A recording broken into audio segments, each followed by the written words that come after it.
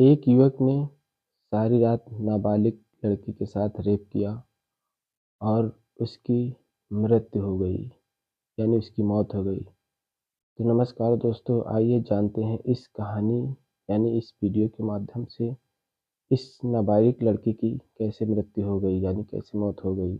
इसी वाक़या दोस्तों, ये कहानी कानपुर की है।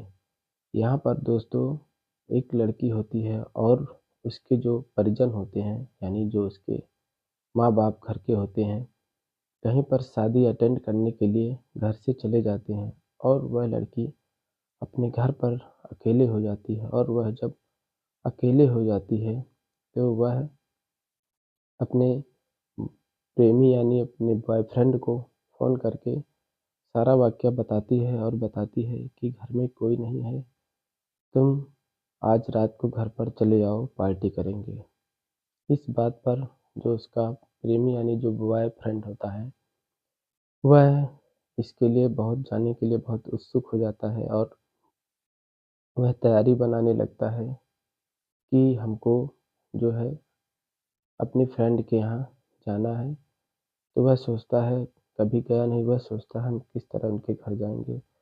तो इसकी सलाह लेने के लिए वह अपने एक दोस्त के पास चला जाता है और उस दोस्त को सारी वाक़या बताता है कि मेरी जो प्रेमिका है, यानी जो महिला बॉयफ्रेंड है लड़की, हमको उसने मिलने के लिए बुलाया है और हम उसके यहाँ जाना चाहते हैं पर कभी गए नहीं, तो क्या-क्या करके जाना पड़ेगा, क्या लेके जाना पड़ेगा।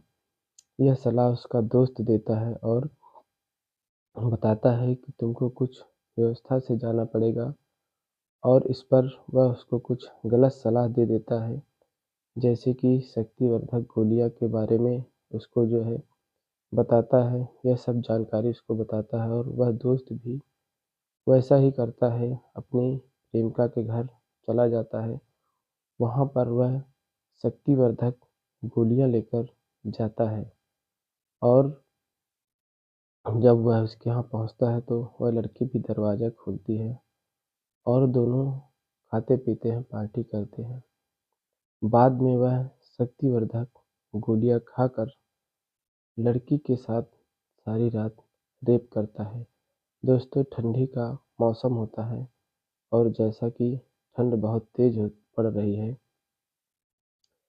उसी समय वह उसके सारे कपड़े उतार कर उसके साथ इस घिनौने करतूत को अंजाम देता है और उसके बाद जब 4 से 5 घंटे बीत जाते हैं और लड़की को ठंड महसूस होती है, यानी ठंड में लड़की की हालत जब खराब होने लगती है, तो लड़का दोस्तों उसको वहीं पर उसी ठंड लगने की हालत में छोड़ देता है और छोड़ने के बाद वह वहाँ से चला जाता है।